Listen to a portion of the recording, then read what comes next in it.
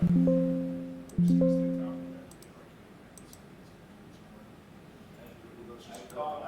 called him too. You know, I called up Brian Olson today, nothing. No, I'm talking about the guys I don't know. No, I understand that. Oh. All right. Good afternoon, traders. Jefferson Fossey here with Walsh Trading. Happy Wednesday, everyone. It is time for my midweek commodity outlook here, taking a look at what's been happening here in the markets this week, what might happen later on. Lots of things going on here. Please keep in mind that futures trading does involve substantial amounts of risk, certainly not suitable for all investors, traders, or producers. So, starting off in the livestock markets here, December live cattle limit down here today, 725 lower. We'll have expanded limits here tomorrow. What is that? 1075 for fat cattle, live cattle, and 1375 here for feeders. Big bearish engulfment here yesterday. Started the week a little bit firmer here. We were up, 250 or 2 or so on Monday. Opened up higher on Tuesday, but closed well underneath the 100-day average, well underneath Monday's low. That's what a bearish engulfment looks like. Got extended selling pressure here today. I think more margin liquidation. Next reasonable place that I would see here for support on the cattle market is probably against those June highs. That's right around that 216.50 area. That's the next spot that I see here on the chart. Beyond that, maybe that 200-day average, which is at 214.70 or so here today. Volume did tick up from yesterday today. More selling pressure here on the fat cattle. February's kind of doing the same thing. We're running out of time on December. Still the front month, but February will be the next one. And both of those markets look pretty heavy.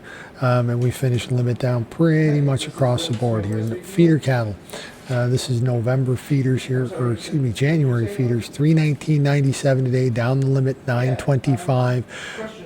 Setting new lows here for the week as we are taking out the lows here from last week. Here today. Market very, very heavy. There was lots of contracts, both in the feeders and the fats, waiting to be sold here at limit down here today. So I expect to see further price weakness here tomorrow. Those June highs that I referenced here for the fat cattle, that puts the feeders down around 302.70. I don't know if you're one of the producers out there still worried about downside risk. $3 puts here are relatively inexpensive still, and that might be the next reasonable target that we've got here. Of course, feeders often trade a little bit unreasonably, so I do expect further weakness there. Looking over toward December lean hogs, they were up 67 here today. We've been trading both sides of this 200-day moving average. It's tough to see. That's at 80.84. That's the purple line that we've got right here. Been trading both sides of that here since, the last week or so. Last Tuesday is when we started interacting with it. Bounced up above it here for a few days, closed below it here on Tuesday. Now we came right back to it here today with the close here at 80.60. Still underneath that average. Short-term averages 5-10 day. They are still on the sell side like they've been here since October 2nd. Those don't show any sign of getting any closer. We might be losing some downward momentum. Certainly due for a little bit of a bounce. Stochastic starting to hook up a little bit here in the hog market here as well.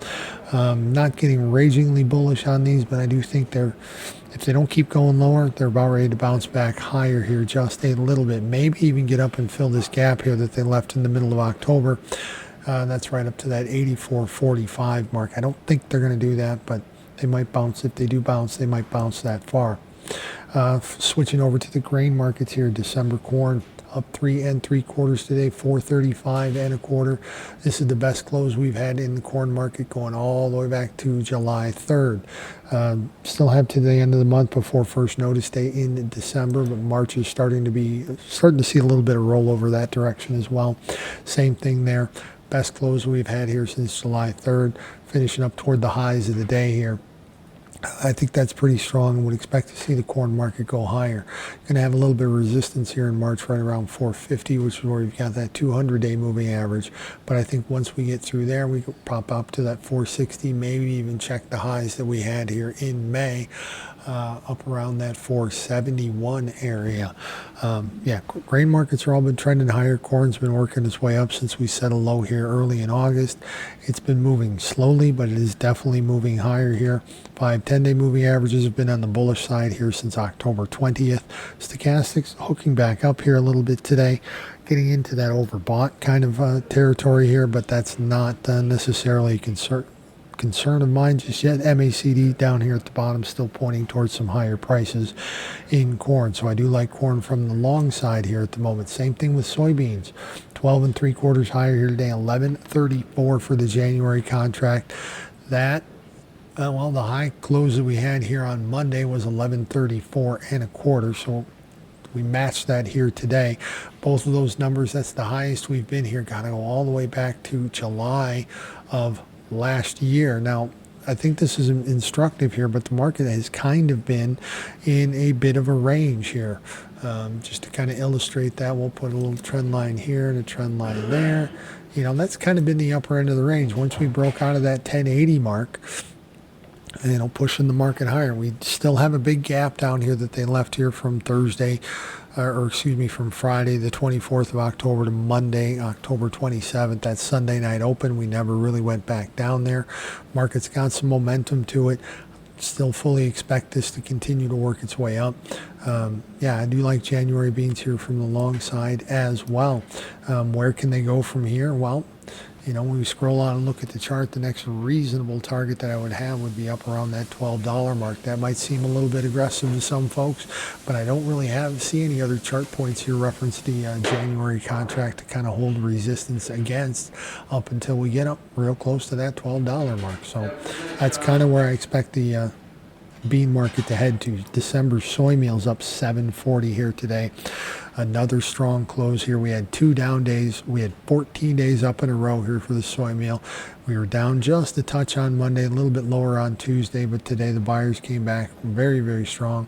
The highest close we've had here in soy meal going all the way back to February 7th of this year.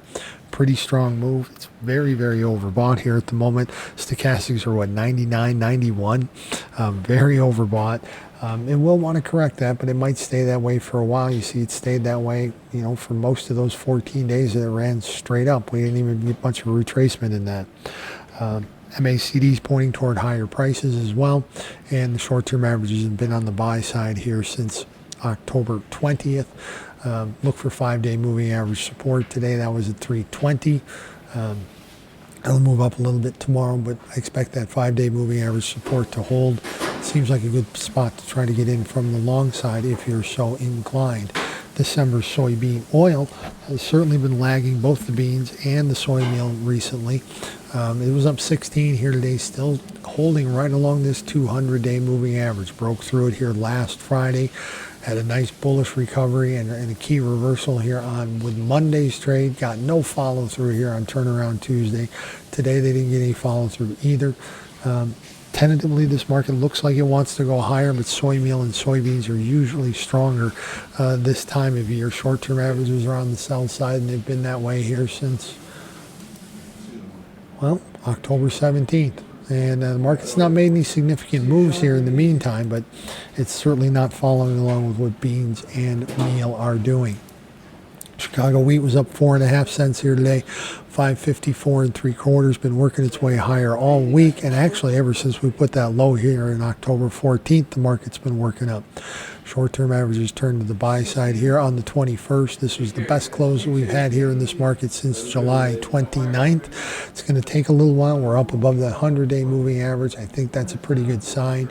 We did cross up above it here in June, only to get stymied by the 200-day. That's up at 567. Let's see if this is going to be a repeat.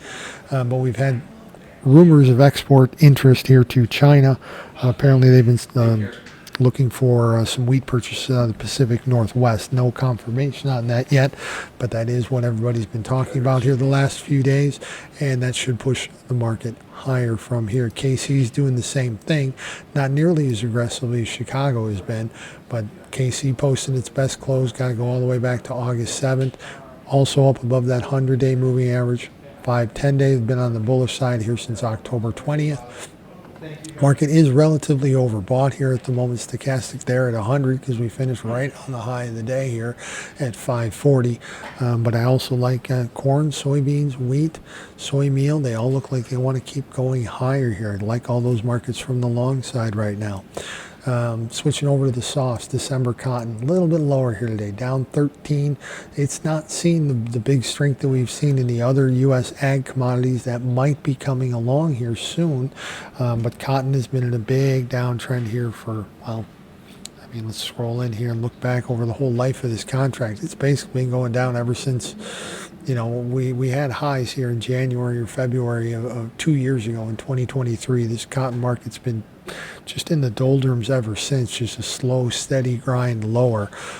Started to hook up here also right around October 20th, much like corn or much like the wheat market did, but we haven't seen any strong gains break out to the upside. We might get that, might see the market trade up toward that 68-cent or so range, but we got a lot of resistance. The 50 days still there, the 100 days still up there at what, 66, 64, and the 200 still pointing lower here. It's from 67, 69. So tentatively, mildly, vaguely bullish cotton here, but we're going to need a lot of follow through to get this market to perform like the grains have. Looking over toward March sugar, new contract lows here today, getting as low here on the day as what, 14.05. We closed it at 14.12. This is the lowest close that sugar's had, staying pretty weak. That nice big fat round number of 14 cents might offer some support, but this market's been a terrific downtrend here for quite some time. I don't see that slowing anytime soon. You had a big bearish day here on Tuesday. Short-term averages flipped over to the sell side here, at least on my chart here on October 13th.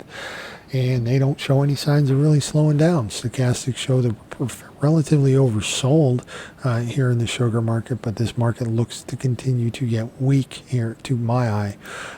Coffee market, my short-term averages flipped over to the buy side here with the open this morning, and we ended 11.30 higher here on the day. It's getting a little whipsaw. They flipped to the sell side here as the market retraced from contract highs that were set on October 23rd, but that bearish switch was on October 29th, 1, 2, 3, 4, 5 days later. Now we're flipping back to the bullish side. Don't like these types of candles that we saw here yesterday. The big one that we saw here with the contract high, smaller one that we saw here on September 16th high, but we kind of negated that here with a big bullet. This is a bullish engulfing. We opened up lower than yesterday's low, closed higher than yesterday's high. Coffee market, technically speaking, looks like it wants to go up. You had pretty good volume here today, so I'd also like that market here from the long side. Keep a relatively short stop on it though, or whatever works for your kind of risk tolerance, because coffee market is kind of volatile here, but does look like it wants to go higher here. December cocoa down 266 here today. My short-term averages flipped to the buy side here with yesterday's trade, but you can see the whipsaws here to flip to the buy side here October 22nd, back to the sell side on Halloween. But a big bullish day up here on Monday, flipped everything back to the bullish side here yesterday. A little bit of pushback pressure on that here today. The market's down. 50-day moving average giving you resistance in cocoa here at about 67.13. Stochastics pointing towards some lower prices. I don't have a clear picture on what the fundamentals are, other than most of the cocoa on the planet comes from West Africa. And yeah, a little bit of a bearish turn here today. Don't particularly like this one. If you're going to take that buy side recommendation, wait till we maybe take out Tuesday's high. That should give us a little room to move higher there. Looking over toward the metal markets, December gold still open here on the day. It's up 31.50 right now. 39.92 is where we're trading at. Kind of been sideways here for the last week or so. Had a spike low here on Tuesday of last week. Haven't really gotten out of that day's range, at least on a closing basis anyway. And that's still kind of our deciding factor right now. We're trading both sides of this 38% Fibonacci retracement, drawn off the lows here from July 30th to the contract highs we set on October 20th. The 38% retracement normally should hold. If it retraces to the 50, look for support here at 38.51. Short-term averages are on the sell side here right now, so I'd lean toward bearishness at the moment here in the metal markets, or at least on gold anyway. just wait until we get this market to turn back around to the upside. Stochastics relatively oversold right now, and the MACD also pointing toward lower prices. Looking at December silver, 64 cents higher today. Also, well, silver market's working on a bullish engulfment here today. Let's see if we can blow that up and get a little better, closer look at it. Whoops, we just moved that. Put that back where it belongs.